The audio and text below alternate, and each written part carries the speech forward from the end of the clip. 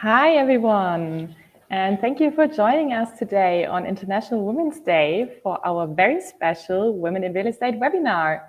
I am Michelle, and I'm a business developer here at Drooms, and I'm very lucky today to be joined by this very inspiring and impressive lineup of ladies who are going to share with us their tips of getting started in the real estate industry and also what it takes to succeed. So I would like to start asking the panelists to introduce themselves, to briefly speak about their roles, their responsibilities, and then also to mention one fun fact about themselves.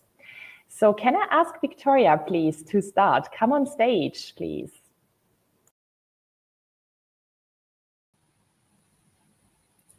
Hi, everyone. My name is Victoria Yakubenko. I'm a director with Tristan Capital Partners. I am originally from Ukraine, and I've spent 13 years in London. I am an asset manager within the portfolio and asset management team, and I look after our assets in retail, offices, logistics in Poland and the Nordics. Oh, and the fun fact. Fun fact, please. Fun fact, of course. Fun fact. I've recently taken up rowing. And during my learning to row course, I ended up in the river instead of being on the river, which was at the same time terrifying and very fun. And yet, over a year later, I still regularly row on the Thames. Very brave. Melissa, can we ask you to come on stage, please?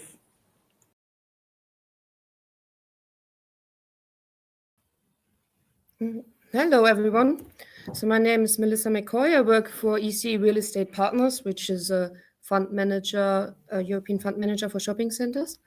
Personally, I have 5 shopping centers throughout Europe that I manage. So I'm responsible for financing, for divestment strategies and investment strategies. And additionally, I also buy shopping centers throughout Europe. A fun fact about myself is that I really like Harry Potter. Thank you. I would like to ask Laura to join us, please. Come on stage. Hi, good afternoon, everyone. My name is Laura Treu. I have been at Eastdil for 5 years now. I'm a vice president in the Pan-European hospitality team. I'm originally from France, and I moved to London for the job here at Eastdil. More recently, last year, I moved to Milan to help setting up our new office in Italy, where I took on the responsibilities of the Italian hospitality business. I'm a real passionate about real estate and hospitality in general. In fact, that's where I started my career and my background from a hotel school. Fun fact is that I run marathons and triathlons to release the pressure. Great, thanks. Thanks for sharing all the fun facts as well. I would like to remind the audience that we will be doing a live Q&A at the very end of the panel. So please put your questions. On the right-hand side, you can find a little box. And we will pick the best question, and the winner will win a 25 euro Amazon gift card at the very end. So I would say let's get started. And I would actually like to start with our audience and learn a bit more about the people that are listening in today. So can we please start our very first poll? I would actually like to know where you stand in your career. Let's see. Perfect. So are you either 1 to 2 years in, 1 to 2 years experience, or already 3 to 5 years, 5 to 10, or 10 plus? So let's wait for the results. That's actually quite interesting. All right. I can see the majority of our audience has a 1 to 2 years experience, and then followed by 5 to 10 years. Actually, no, 10 years plus, 31%. Great. Thanks for participating. Let's get started with the panel, ladies. Can I ask you, who is your favorite inspirational female leader? And I can actually see that we have another panelist who is ready to join us on stage. Pauline, are you with us?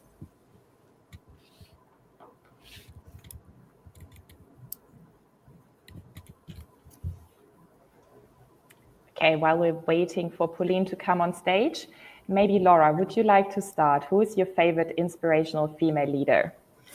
Yeah, this is a very good question. I would go with Maud Bailly, who is CEO Sofitel and luxury brands at Accor Hotels.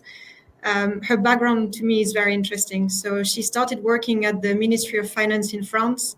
Then she moved to the French National Railway Company, so not so sexy as Sofitel. And she consistently requested to spend more time on the ground with the teams to get closer to each operational problems, despite her C-level. And effectively, what I get from her is her enthusiasm to lead by example, not to be afraid to do all the groundwork, and really be driven by getting closer to each of her team members. And these are three qualities I truly value from a leader. I agree. Thank you. Thanks for sharing. Can I ask you, ladies, what is the biggest lesson you have learned so far in your career? And maybe Melissa, would you like to start sharing your answer with us? I think resilience is quite important. During your career, you will have many setbacks. If it's you worked for months on an acquisition and the IC committee doesn't approve it, or you've done a pitch with an investor who doesn't want to invest in your fund. So I think setbacks is a constant companion throughout your career. So it's what you do after the setbacks so that you get yourself back up and move towards actually completing at the end the task that you set out to do. For example, I had a fund I was trying to set up for over a year, and we were completed. We had all the investors in February 2020. We were just waiting for the lawyer to come back from skiing holiday in Ischgl. No joke, actually happened like that. He came back with Corona. So then obviously the project was paused, but at the end we managed to renegotiate the deal slightly and still launch the fund in July 2020. But that was quite a big lesson in my career. Congratulations, well done. Laura, what was your biggest lesson that you have learned so far in your career? It might sound reheated, but I think the biggest lesson I learned is not to be afraid of anything, actually. So I believe that fear can be your worst enemy when it comes to, decision making. It can really hold you back. It can take you away from your dreams and keep you closer to your comfort zone. I believe staying in your comfort zone is usually, a way of stepping back from success. As a concrete example, this is how I raised my hand to my manager last year, actually, out of the blue, when I asked him to join the new office in Milan. The reality is that I left 2 weeks later. So that was scary. That was exciting at the same time. I didn't speak any Italian. I barely knew the city. I had never set a foot in Milan. Now I actually believe it was the best decision I had taken in a long time, and it led to so many more opportunities. And yeah, for the fun fact, I left without speaking Italian, and in a few months I was leading first client meetings. So far, no fear should get in your way. I was just about to ask, how are your Italian skills nowadays? Did you go to a language school, or did you just learn it on the ground by going to meetings, joining your colleagues, or how did that work? Yeah, so my colleagues in Milan now barely speak to me in English. It's all on Italian, so the day-to-day is set up. And I took classes. I had to go through classes. I still take 2 hours a week. And I force myself to read, to listen to podcasts, to the radio, watch TV, anything that can really help me. Again, fear. Yeah, exactly. Yeah. Wow. Yeah, no, that's absolutely great. I have another question for you, ladies, and I think that's a quite interesting one. What has been the biggest thing that helped you to get to where you are right now in your career? And what advice would you give to someone looking to take a similar path? Maybe Victoria, would you like to start with your answers first? Sure, I think it's a great question to start this subject. I think it will be determination and resilience, and it sort of echoes a little bit of what was already mentioned earlier.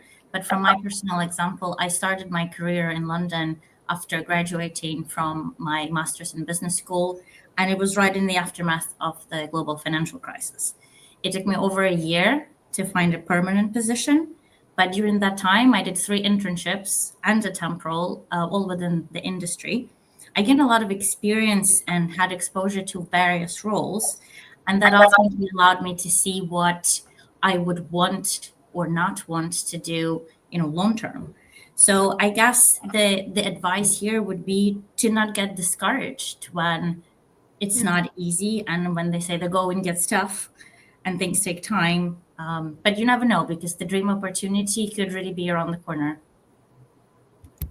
Yeah, no, I agree. Thanks for sharing. Melissa, we just lost you for a second, but I'd like to ask you as well, what was the biggest thing that has helped you to get you to where you are right now? And what kind of advice would you give to somebody who's looking to take a similar path? For sure. Sorry, yeah, I had some technical problems. Yeah, I think you need to work on, obviously, play your strengths right. But as our field is very diverse and we have many different skill sets that we need, and to get ahead, you really need to work on your weaknesses to get some better. So, for example, for me, I've done in the last 5 years many rhetoric courses because presentation wasn't my biggest strong suit. I'm more of a maths geek. So here we are today. Yeah, no, but so you need to really work on these types of skill sets in order to get better and advance. Yeah, I totally agree. That was actually also one of my biggest weaknesses, I'd say, presenting, especially in front of larger crowds of people. I would like to ask you, who has been your biggest advocate in your career and how have they helped you to progress? And maybe, Victoria, can I ask you again to start with your answer? Sure. So I started my career as an analyst, as I think a lot of people do start from that position. And at the time, my asset manager took me to site visits to Poland. She engaged me in meetings with prospective tenants, existing tenants, purchasers, partner meetings, refinancing. So basically everything that would happen during a life cycle of owning and managing an asset. And so I was no longer just this person behind the screen, just really running the numbers. I was able to see actually what I was running the numbers for, and the numbers sort of become live on the screen because you really know what this means. So I think it helped me understand the nature of the business and of the industry, and what are we doing, which is ultimately, you're seeing the wider, the bigger picture, which when you're starting on, you don't always have access to that. So for me, this was something that then prompted me to ask for more responsibility, to do more things, and ultimately become an asset manager. Yeah, great to take initiative here. And Laura, what would you say? Who has been your biggest advocate and how have they helped you so far? Yeah, I think I will have to echo what Victoria just said, but definitely felt super strong support from the senior team here at Eastdil. We are encouraged. We have a lot of initiatives, independent on seniority, but we're really encouraged to share any ideas, to try to propose different methods, to be critic also when constructive. And I felt like this safe place, where you could go and learn. If you have any questions, you can really raise your hand and speak with anyone here on the floor. This push you as well to be creative, to share ideas, to have more self-confidence. And effectively, this leads to a great source of progress, no? Because then you feel a bit more empowered. And you understand, as you said, Victoria, but you understand the whole deal cycle. You are brought to meetings, you're brought to analysis, you're brought to, any stage of the deal. You really understand it. And I'd like to add something. It also came from, female colleagues, but male colleagues as well. Have been the biggest advocates in my career, as they simply never made me feel any different to them. Whether in meetings or on the floor here in the office. That's amazing. And I think that also is really empowering. So you feel like you're part of the team, you actually have a voice and you can contribute. Yeah, thanks. What would you say, Melissa? Also for me, it was my current boss. So he basically taught me a lot. So from content, structuring, taxes, how to make your acquisition models better, to understand how, like, there's a key importance throughout the assets. Obviously, also giving me the exposure to go to investor meetings and present our new fund ideas to investors, which is obviously very inspiring if you actually are allowed to, at the end, not just do the presentation and the work, but actually present it as well. Yeah, to take over that kind of responsibility. Yeah. I was actually wondering if we can have another poll here, round number 2, because I'd like to ask our audience as well, who is your biggest advocate? So let's see if that works in our poll section. Is it either your partner, family member, maybe a friend, a colleague, or your current or previous manager, like Melissa mentioned, for example, or somebody else? And if you vote for other, maybe you could leave your comment in the chat so we can see that as well. So let's start. Please vote.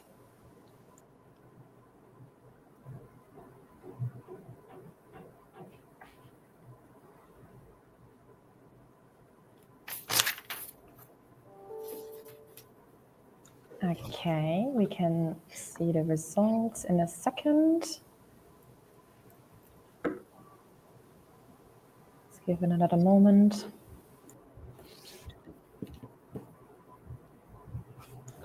All right, and the winner is 33% current previous manager. Then we have 27% family member, 24% partner. We have friend, 8% colleague, 5 other, 3%. Thanks for participating. I think this kind of naturally leads us to the next question, seeing that you have 32% of current previous managers as their kind of, as a responsible person or like your biggest advocates. I was wondering what you girls think, what means mentorship to you, or how important is mentorship? What would you say? Maybe I can ask Victoria again to start. Sorry. No worries. Excellent. I would label it as vital. And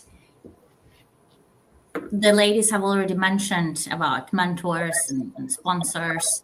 And it's almost, I think it deserves a separate webinar to have a conversation about that. So I'll just say a few words that it's good to start early on to find a mentor. Sometimes we may probably not necessarily see that person as a mentor, but then later on you realize how much help and how much contribution you have.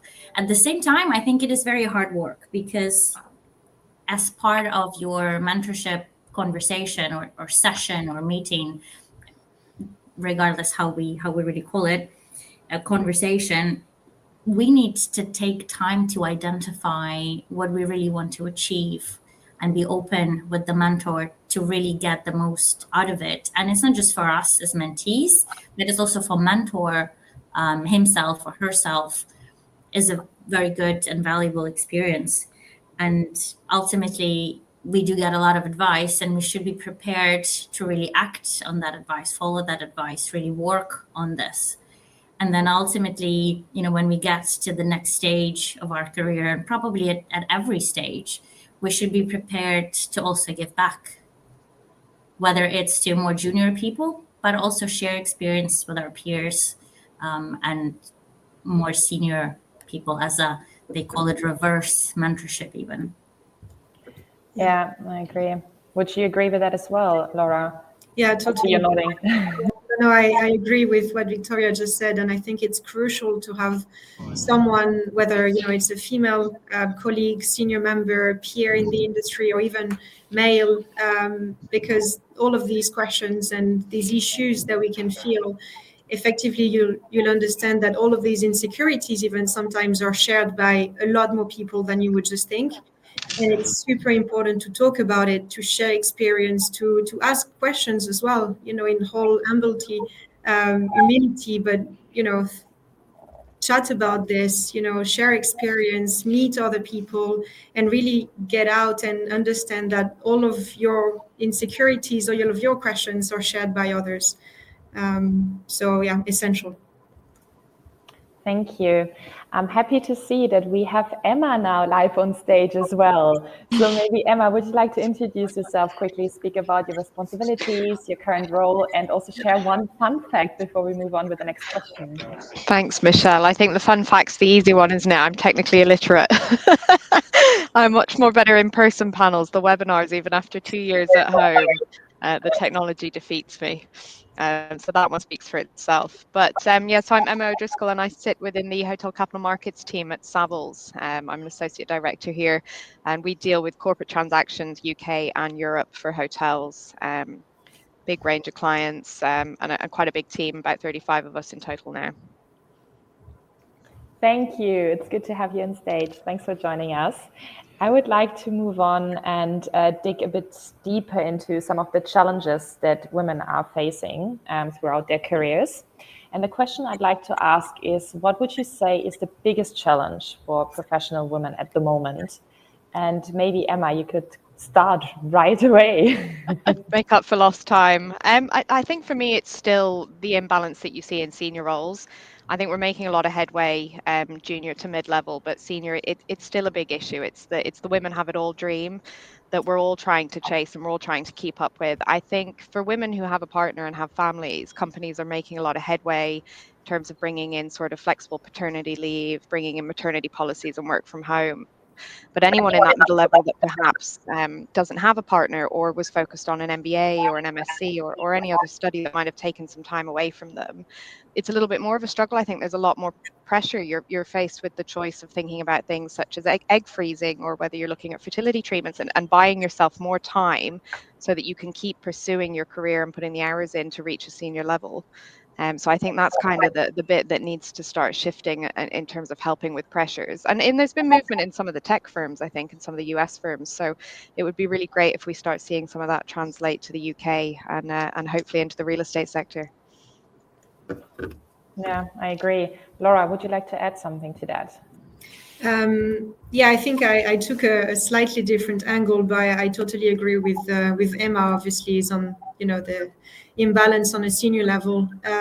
My take on this was more on the unconscious bias, and by this I mean two aspects. Is first, it might be that unconsciously, but when you as a woman enter a meeting, you would be taken a little bit less seriously than a man. This is probably one of the aspects. I have rarely experienced this, but when you do experience it, it really hurts. On the other hand, and this is what I've witnessed the most, is that as a woman, I might feel it's a bit more difficult to bond with male colleagues or clients, advisors, peers, whoever that you're working with, and simply because you might feel less comfortable going for a pint, going for lunch with this client. And as an example, I used to, when I was going out for lunch with male clients, I would take my male colleague to come with me. And so at least it would be, three of us, including another guy, and it would feel less awkward.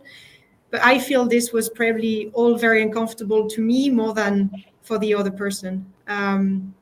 So I understand this aspect would come more from a woman's base, than a whole industry base. But yeah, that would be my answer. Yeah. Melissa, would you add something to that? Do you agree? Yeah, I mean, of course, women face all these issues that Laura and Emma have just described. But I think what's important is that we take this aside and still ask the responsibilities, go for the dinners, and don't let this hinder us to go for our positions, whatever we want, and so the job that we want to do. Yeah, no, absolutely. I can see that we also have Pauline on stage now.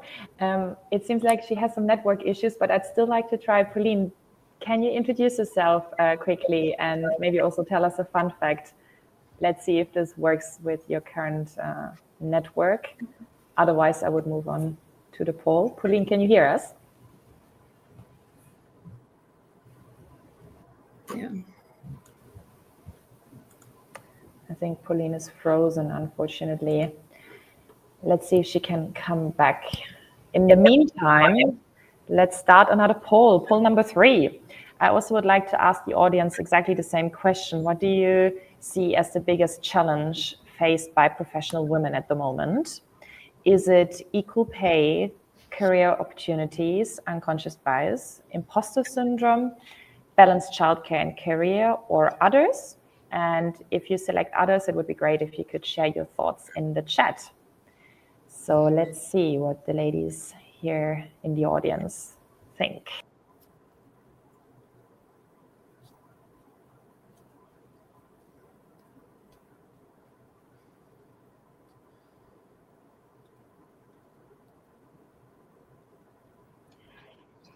Gosh, a real spread. Oh, yes. I love watching these things tick up. I think, are we done? Yeah, people are still voting.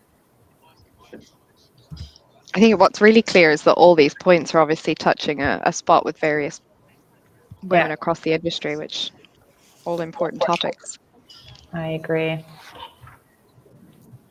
Let's see. Okay, 26% unconscious bias, and then we have 20% imposter syndrome, 18% career opportunities. Let me see, 11% equal pay. Okay, interesting. 26% balanced childcare and career. Okay, interesting. Thanks for participating. I would like to ask you, since we just had, we just mentioned imposter syndrome here as part of the poll. Maybe, Laura, would you like to say a few words on that, please? I think this is a really good question, and I have to say, so we break the ice, but I felt it and still feel it sometimes, i.e. when I receive this webinar invite. But how to overcome it, I think it comes with having confidence in yourself. We are here for a reason. We shouldn't let the doubt get into our head, get into our way to success. The way I tend to overcome it is focus on the facts, on your achievements, whether it's a degree, a job, a new mission, or compliments received from your manager, from your peers, your colleagues during your annual review. I usually note them down. So then when I have some insecurities, I go back to my notes and I think, okay, they're actually proud of me for some good reasons. So this is important. On the other hand, I also find important to embrace it, talk about it. In general, communication is really key. I said this earlier, but all insecurities you have, or I figured they're all shared, or at least a good number of them are being shared with other colleagues. And funnily, when I started prepping for this webinar, I asked a little bit around in the office, and a few of senior colleagues, even male senior colleagues, shared their insecurities with me, whether it's imposter syndrome or insecurities in general. And I found this super interesting because I had no idea. And I thought I was the only one. But then the more you talk about it, the more you realize we're all in the same boat. and maybe, some of us are a bit more emotional about it, or hear their thoughts a bit more. But I think it's, embrace it, talk about it. And if you can put a name on it, then maybe you can overcome it at some point. Emma, what's your thought?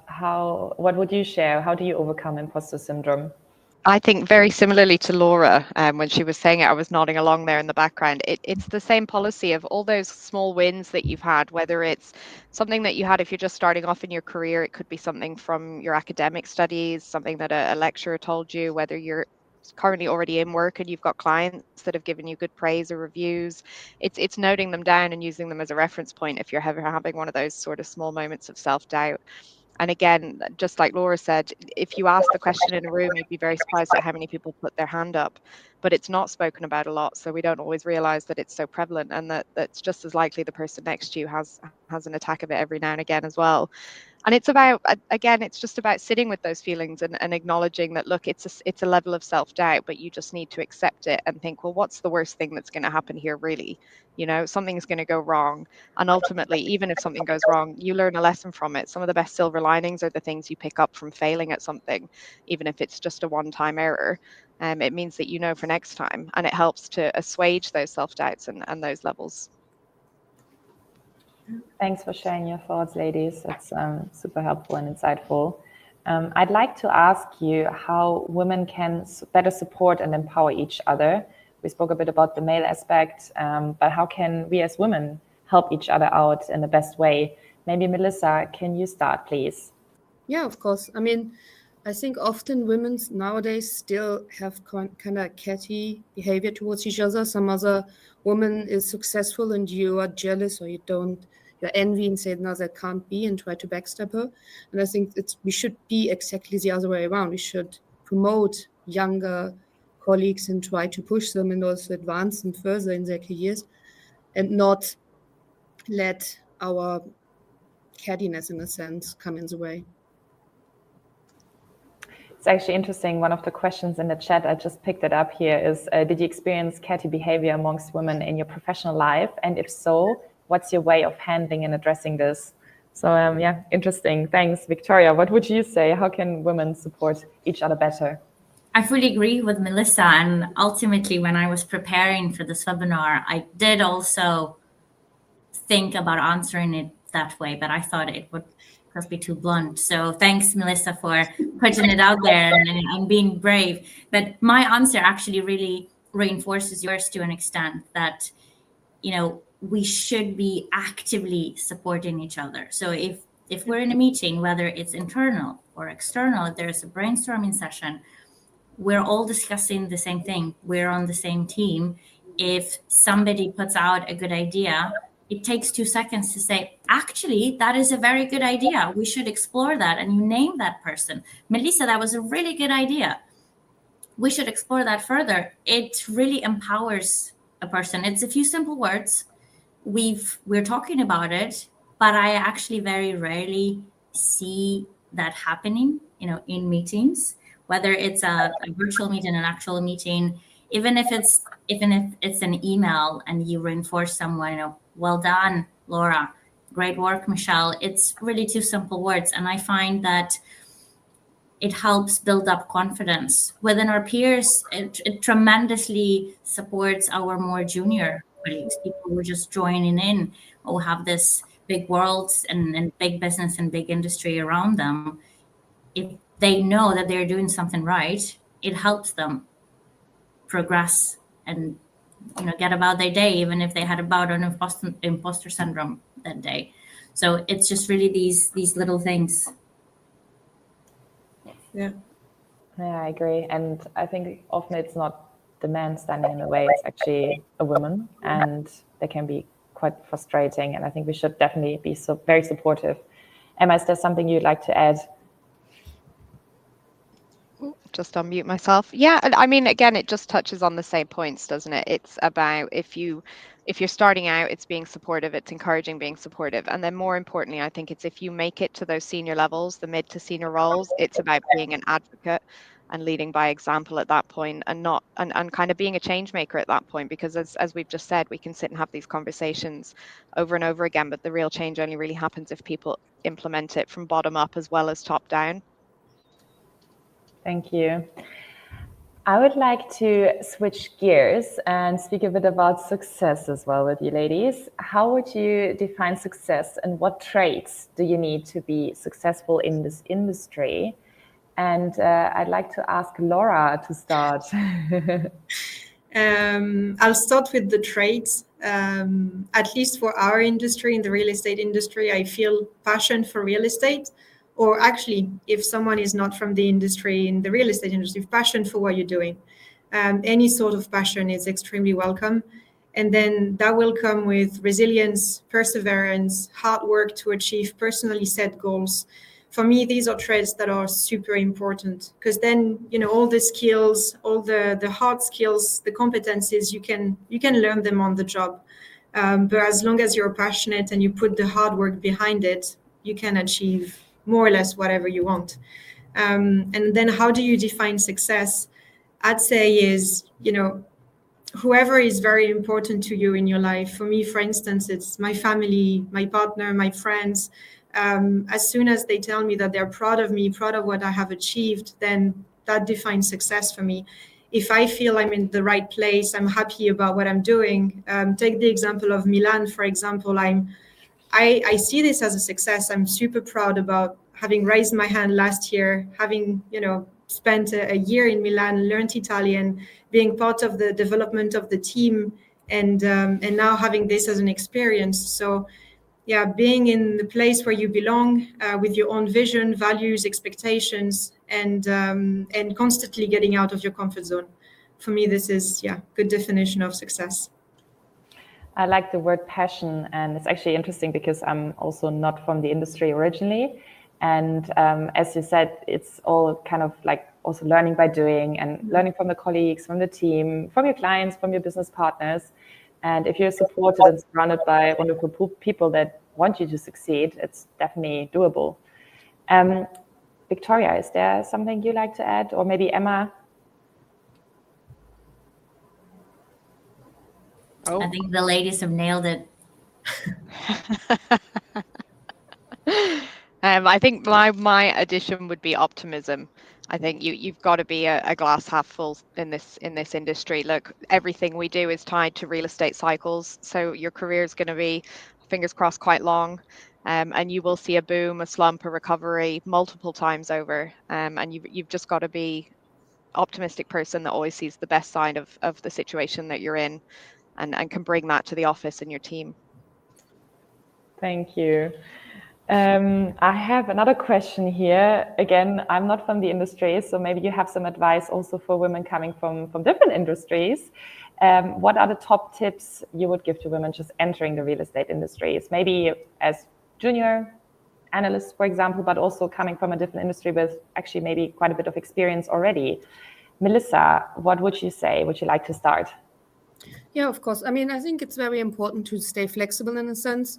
So seize the opportunities as they come. If it is to go to Milan, or I moved from London 5 years ago to Hamburg for a job opportunity, is if you get that opportunity, take it. Don't hesitate or be afraid to take risks, and because experiences you will gain will always be very positive for your career. Victoria, what would you say? Top tip? Yeah, I think my advice would be aimed at people that are more junior or just starting on. And I'm sure that when they hear about the industry, they imagine great, very exciting things, but those things don't happen day one. So my observation and experience and advice would be that be open to take various tasks and opportunities, regardless of how unexciting they may seem, at first. Because if you turn them down, or do the tasks, unwillingly, it will reflect poorly on you as a colleague, as a teammate, as a professional. But you also may be missing out on various exposures that may turn out to be invaluable. That might actually give you experience and inspiration to create a bit of a know-how. Because if you keep doing the same thing over and over again, there must be a better way of doing it. And at the same time, definitely try to make time for networking, webinars, mentorship, catching up with people not directly in your field, because you just need to get as much experience and exposure as you can. And it's not going to lead to a very exciting business deal straight away. But I found, and especially in lockdown, that these events are a massive and tremendous source of motivation and inspiration, and we all need that. Speaking of networking, Emma, I would like to ask you to share a few insights. We also went to networking events together already. So what would you say? I totally agree. Networking is super, super helpful and important, especially when you're just entering the space. But even many years in, it's always great. What would you say? No, exactly. I mean, I couldn't repeat it more times. I'd literally just keep saying network, network, network. It changes, I think, throughout your career is probably the definitive factor, the kind of networking you do, but it never becomes less important. So if you're starting out, I mean, I initially started specifically in hotels. I've always been in hotels. It wasn't until I joined one of the big advisory firms that I started to really grasp just how many segments and sectors there are come into this sector, basically to move into if you're just starting out. And it's getting out there, it's being involved in different groups. There's hundreds of them on LinkedIn, depending on where you are. Some of them are international, some of them are London, some of them are regional. Real estate for women. I'd recommend following people like the lawyers, people like the architects. They work cross-sector. They're always doing hosting breakfasts and webinars and things like this to get involved in. And it's about not closing yourself off. And then as you progress in your career, you just get a little bit more targeted. You start to focus in, but you're still looking at doing sort of at least one weekly event, I would say, whether it's a webinar or an after-work drink. You have to prioritize it. Thank you. Anything to add, ladies? Any other tips you'd like to share? I think it's been covered. Be curious, and go out and speak with people. Share experience, super important. There's one last question I would like to ask before we check out the Q&A here and the questions that came in from the audience. In your opinion, have you seen the work environment changing in the past few years, or since you started your career, and what has changed for women? And maybe, Victoria, would you like to start sharing your thoughts?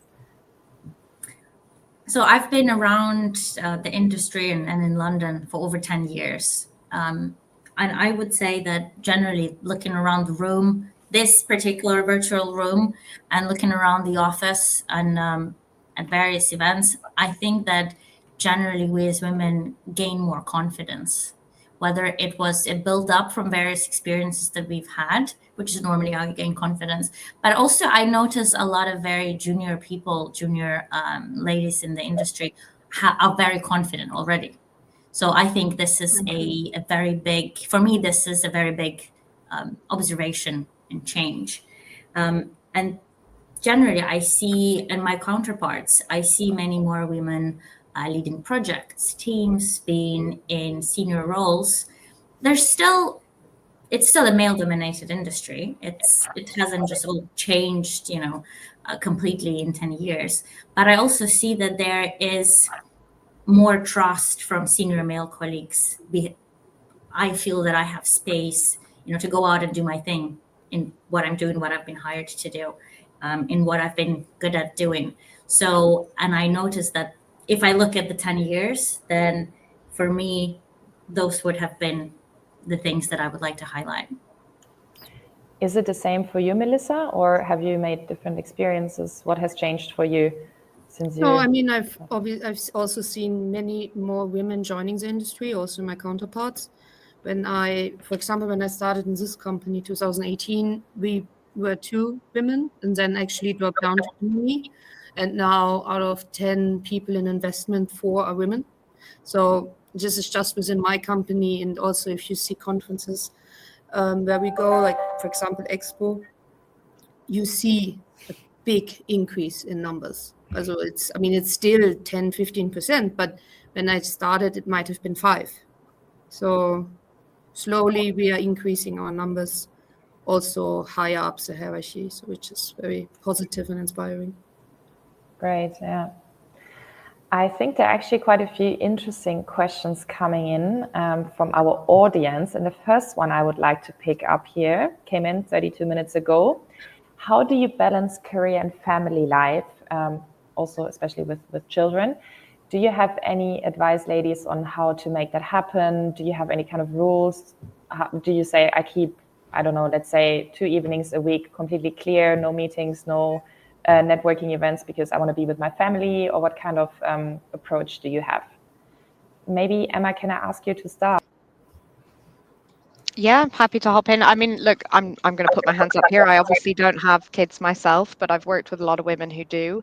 And I think I've definitely seen some common trends across my last 3 teams. And it's very much that they've set boundaries. They've been very, very clear. Whether it's a Monday that they don't work or a Friday they don't work, or they're completely switched off between, say, 4 and 8, and then they pick everything up again in the evening. And it's made clear from the outset that you've got to set the boundaries in order to have the balance between the two. And if you communicate that early on, it's never been a problem in any of the teams I've worked on. I think once people know what's expected and when you're available and when you're not, it's been manageable. Who would like to add to that?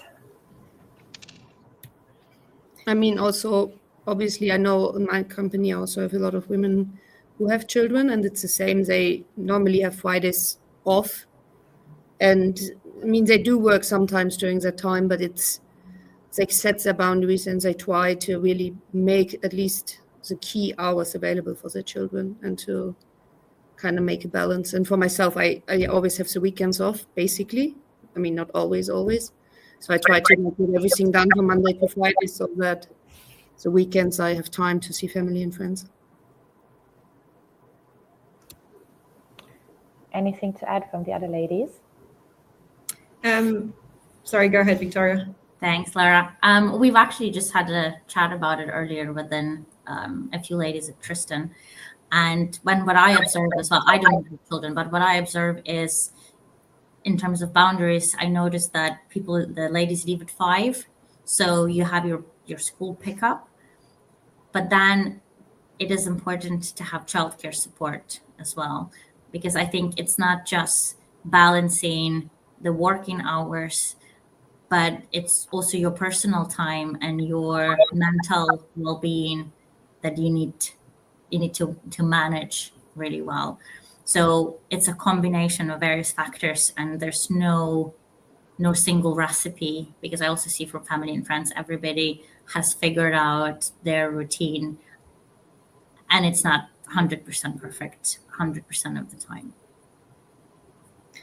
Yeah, agreed on some of my colleagues as well. And one thing I would add is also if we can take a little bit away the conversation around just ladies taking some time off their work, but a lot of my male colleagues also actually go home 2 days a week earlier, from 6 to pick up from school, from nursery, whatever it is, and then pick up emails afterwards. And I really see also this shift between, okay, it's only a lady's job, women should go out and pick out children. Actually, it's a couple's kind of, rule and boundaries together. So I think this is very important, if not even more important, to empower men as well in all these balance. No, I agree. I agree with Laura on that. I think it's definitely becoming more normalized, and the more we can push towards that, the greater the balance will be in the working environment for us all. There is a bit of a challenging question, but I still would like to give it a try. Let's see. What do you think about the gender pay gap? Do you notice it in your personal environment? Do you have the feeling that women earn less than the male colleagues? If so, why are more men hired in the industry?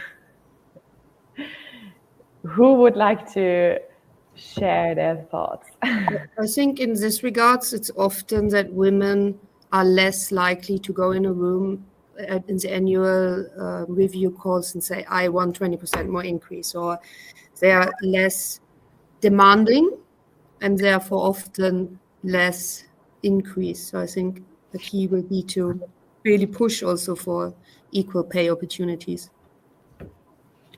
I would add here that generally there are less women entering the industry, and it's not just, more men are being hired. I think more men are being hired because more men apply for jobs, and from the same, equality and diversity, you cannot just tell the recruiter, don't bring me any male colleagues, male candidates. I only want to see ladies. You cannot do that. So it's more about, I think, encouraging women into the industry generally, not necessarily stop hiring men. Yeah, I totally echo this. I think, Victoria, it's a very good point. We have yearly, so every year around end of November, early December at Eastdil, we hire for the next year class of analysts. And we go into the room thinking, okay, we need more women on the floor. We really need to, hire more women as an analyst. And then we get into the sheet with all the candidates, and we have 3 women for 70 men. And we can't discriminate the men if, the women are not strong enough in their candidature. So it really is going back to maybe university and raising awareness on real estate industry as being open to women, more than actually hiring more women when they come in for jobs, because, maybe it's not equal on this sense as well. And I'll break the ice maybe on the pay gap. Luckily, we have equal pay here at Eastdil, so any title has one given pay, and it doesn't matter if you're a man or a woman. So I feel this is very strong as a obviously organization culture, because you don't question any of this. But I strongly believe, for candidates, it's going to universities and raising awareness around the industry to women back from school, really. And Melissa was saying earlier she was a geek in math, so they exist.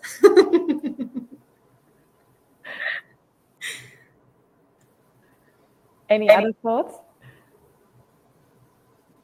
I've seen another very interesting question I'd like to pick up. It says here to Victoria, but I think it can be addressed to others as well, because the question is, how difficult do you prove yourself in the leadership position with immigration background? Okay. We're all very international here in this panel. Of course. So I can comment just from my journey. I had a student visa at the time, and there was an opportunity to convert that student visa into a work visa without having a firm job offer. And I actually had a bad experience at that, where I did have a job offer, and then they found out that I needed to wait for the work visa to come through, and they pulled the offer. Still, I had my 2 years to find a job and get established, and a lot of larger companies do sponsor candidates. So my previous employer, I spent 8.5 years there. They sponsored me. They had the capacity, but I was also an international team. So seek out the companies that do have that. Tristan currently as well hires people across the board. And actually, we also have an analyst program, and the last intake, we did take a lot of people from Europe. Now people need work visas to work in the UK. So I wouldn't say that from my experience, yes, it was a bit of a barrier at the time, but from what I'm observing around right now, good candidates are needed, and it's not going to stop an employer from hiring if they need to go and get a visa for you. Interesting, yeah. Anything, Melissa, Laura, you'd like to share? You also obviously moved from abroad, but also already a while ago. Did you have any challenges you were facing? I think back then it was still easier since we're all from European countries. But anything you'd like to add? I think diversification in general, as if you look into like actual leadership positions, is key. So, and you don't just have English, if you work in London, English people working in the offices. So it doesn't, in a leadership perspective, really matter where you're from, as long as you're open and see the benefit of diversification within your team. But it also depends on what your role is. My role has always been pan-European. So in the end of the day, it really doesn't matter, to your point, Melissa. If you're covering a particular market, that language and experience could be important. But then ultimately, it's bringing something to the team. So I find that, at least over the past 2 years, it doesn't matter anymore. Yeah, I agree. Another question here, which I quite like, is coming from Katie 8 minutes ago. To progress your career, do each of your companies offer learning and development programs, training, incentive trips, etc.? Who would like to pick up this question? I mean, as I already mentioned, my company, for example, sent me every year to rhetoric courses throughout Europe, as it didn't, not just Germany, but also in Europe. They sent me, so all the skill sets that you need, and if you need to develop on something, they will provide for it. Yeah, I think myself, obviously coming from Savills, but having worked at Colliers and Avison Young and many of the top in real estate, they all have support programs from graduate up, essentially, whether it's looking at things like insight, personality profiling and emotional intelligence scoring, or looking at presenting to clients, or getting better at your own pitch and presentation skills, Excel skills. It's usually all available within the internal systems. It's a case of applying for them through your teams. I would add that at Tristan, when we do our annual performance reviews, everybody gets a 360 review. So we have an external company, software, etc., doing this for us, managing this for us, and then everybody gets a review from people, their juniors, their seniors, peers, people that you interact with within different teams, sometimes different offices, if you work together enough to provide a meaningful feedback. So that is very important. And as part of that review, obviously, we also write our own review. And there is a section if you need any particular learning or development course, if you want to improve on this or on that, you really just raise your hand. And then it would depend on the different company resources, how the company also sees your career progression. So it is very much a two-way street. Yeah. Anything to add, Laura, at Eastdil as well? Obviously, trainings, courses. Yeah. Anything else? So any analyst who join Eastdil will have a 2 weeks training. So they join as a class, and we have 2 weeks in a room where all the teams would come in and explain each model's its specificities, whether it's hospitality, it's office, it's retail, logistics, debt, equity, Excel course as well for 2 days with an external provider. So this is for all the analysts joining. Then I think every year, just as Victoria mentioned, but we also get these 360 reviews. So you get feedback from juniors, seniors, and really get a full view of feedback. I mean, a 360 review effectively of feedback and what your peers would say about your work, your implication, your leadership to some extent. And if you feel you need extra learning or courses, again, this is something to be discussed in the review, and the company is very supportive. Any initiatives or skills that you think you'd require. I think the next Excel course is going to be held by Melissa, our numbers geek. We have 2 minutes left, and there are 2 more very exciting questions. One is, when are we going for drinks? I would say very soon, please. We should organize a ladies' round and obviously also invite our audience to join. The very last question I'd like to throw in here is, what are you most proud of? And maybe 1 or 2 sentences from each of you would be great. I'm happy to pick this one up. I'd say what I'm most proud of is trying not to be afraid. So get an opportunity when it comes in, say yes, and kind of figure it out later. But really go for it, be curious, and yeah, get out of my comfort zone. Victoria, what are you most proud of so far? It's a bit of a difficult question, I would say, because there are so many things. And generally, I think that over these 10 years, I have, over probably 12 or 13 years, I've gotten a master's degree in a completely new country that I haven't lived before. Yes, I can speak the language, but it's a tool. And I have worked in 2 very, very great companies. So I would say that overall, together, that is a great achievement. I've learned so many things and still am learning so many things. I've worked and am working with amazing people and keep developing my career. Melissa, what are you most proud of?